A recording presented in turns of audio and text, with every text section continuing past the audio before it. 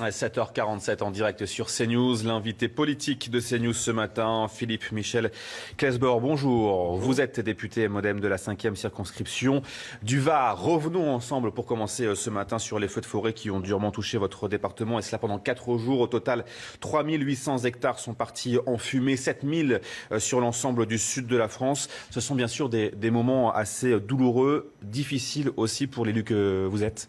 Oui, toujours. D'abord parce que nous l'avons vécu à maintes reprises, donc on est malheureusement presque habitué à ce genre d'événements et que c'est toujours très, très marquant.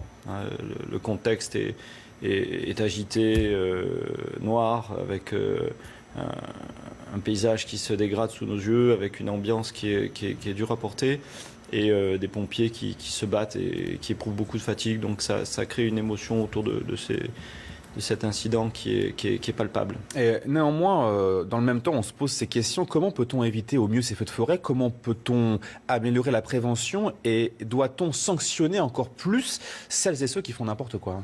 Alors oui, cette dernière question est liée à la première. C'est que la première des causes, elle est humaine, la seule cause. Parce que la seule cause naturelle qui existe, c'est la foudre.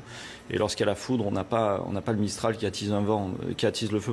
Donc quand cet épisode arrive, les pompiers éteignent ça rapidement. Ça veut dire que dans tous les autres cas, on a un facteur humain, c'est-à-dire une maladresse ou un acte volontaire. Et la maladresse, c'est un mégot, c'est un barbecue, c'est un débroussaillage. C'est une activité humaine dans un endroit inapproprié qui déclenche le feu. Donc la meilleure façon de prévenir ces incendies, c'est de commencer à avoir une vraie culture de ce risque à ce niveau-là. Et la culture du risque, malheureusement, en France, on ne l'a pas beaucoup et il faudrait qu'on l'ait à tous les niveaux. Parce qu'il faut qu'on se rende compte que les activités que l'on peut avoir peuvent avoir des répercussions assez graves. Sur la prévention des risques, il existe des moyens. C'est une question de planification qu'il faut prendre en compte. Je suis moi-même l'auteur d'un livre que j'avais écrit en 2009, parce que j'avais été un des premiers à mettre en œuvre les documents d'information communaux des risques majeurs qui étaient imposés par la loi de 95. Et là encore, c'est un manque de culture de la planification que nous avons encore en force, et on peut y remédier. La mobilisation des pompiers essentiels, on l'a dit bien sûr, et on les salue encore ce matin. Début de polémique aussi sur les effectifs aériens, pas assez d'avions, vieillissants. Est-ce qu'il faut s'alarmer et comment vous, dans le Var, vous jugez la situation? Non, s'alarmer, donc qu'il puisse y avoir des aéronefs qui soient cloués au sol, 3 ou 4, c'est toujours gênant. Qu'on soit obligé de cannibaliser des appareils pour en faire voler d'autres, c'est jamais très glorieux. Mais c'est pas le seul moyen. Il y a d'autres moyens aéroportés, comme les HBE, les hélicoptères bombardiers d'eau, mais surtout il y a les moyens humains. Ce sont les hommes qui attaquent les feux, et lorsque la nuit tombe, il n'y a que les hommes sur le terrain. Donc ça veut dire que l'aéro est une des composantes de l'attaque du feu, mais n'est pas la seule. Donc le Premier ministre, le ministre de l'Intérieur avait d'abord précisé, puis le Premier ministre l'a rappelé en séance publique cette semaine au Parlement, un renouvellement de la flotte est programmé et va être effectué. Ça c'est très bien, c'est très heureux, mais ce sont d'abord les hommes qui sont sur le terrain et on ne manque pas d'hommes. On a une crise des volontaires qui est en train de se faire d'année en année. Là c'est plus inquiétant. Et il conviendra, mais après l'émotion, de revenir sur cette question et de travailler sur les points qui font que le volontariat est en baisse. Voilà donc pour le fond des incendies. Autre sujet important de ces dernières 24 heures, c'est la nationalisation temporaire des chantiers STX de Saint-Nazaire. C'était la meilleure solution, il ne fallait pas plier face aux Italiens. Oui, c'est bien, c'est une stratégie pragmatique. C'est peut-être le retour de l'État stratège. Ça vaut le coup. On a souvent été ému de voir des fleurons partir ou des affaires péricliter, de les découvrir que quand on a des piquets de grève que l'on comprend, là aussi dans l'émotion. Donc je pense qu'un changement de portage et qu'à la limite, pour l'instant, le gouvernement, à travers la voix de Bruno Le Maire, a dit qu'il a exercé son droit de préemption. Ça veut dire qu'il va peut-être simplement se porter fort. C'est-à-dire qu'il va peut-être trouver une autre solution qu'il va enclencher grâce à ce droit de préemption. C'est une technique qu'on connaît dans les collectivités locales. Il nous arrive une collectivité d'exercer son droit de préemption urbain pour derrière passer à un bailleur social et faire des acquisitions en vue de fournir des logements sociaux. Donc finalement, à l'axe, une personne morale de droit privé qui reprend l'affaire. Mais dans le même temps, Bruno Le Maire le dit, il va continuer à rencontrer les Italiens. Oui. Il doit aller en Italie dans les prochains jours. Il faut continuer à discuter avec les Italiens dans le même temps. Bien sûr. Je ne vais pas me substituer à M. Le Maire, mais je pense que la technique est bonne. C'est-à-dire qu'on propose tout de suite une solution qui fait qu'il n'y aura pas de vide juridique, qu'il y aura un support, même si c'est l'État, même si c'est momentané. soit de trouver une solution avec eux, soit de leur proposer un autre portage, un autre industriel qui pourrait venir dans le panier de la mariée.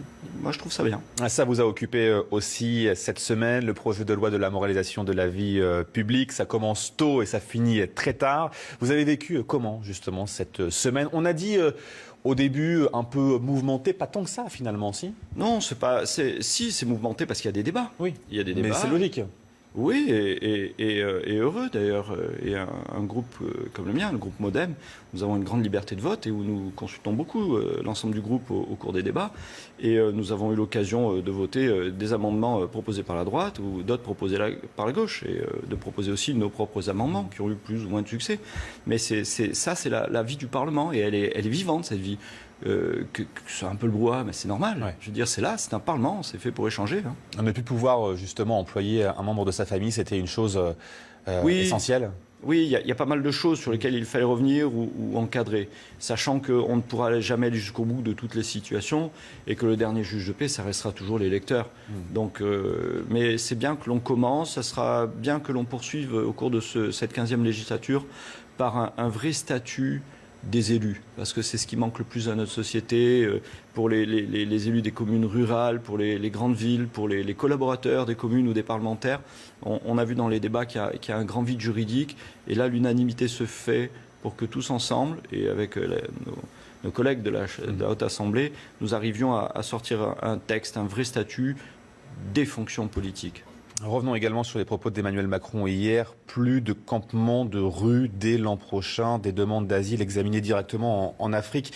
Il a exposé sa politique ambitieuse face à la crise des migrants. Plus de campements dans les rues l'an prochain, il a bien sûr raison. Ben oui, et là encore c'est un changement de culture.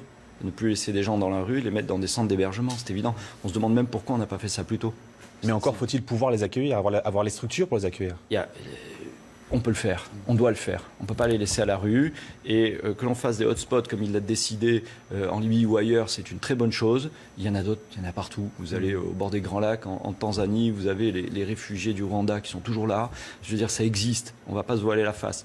Donc, pour ce qui est de ceux qui arrivent sur le sol français, il faut arrêter de croire que parce qu'on les laisse dans la rue, ça va là-bas dissuader d'autres d'être des candidats à l'immigration, à l'exil chez eux, parce que l'immigration c'est d'abord un exil.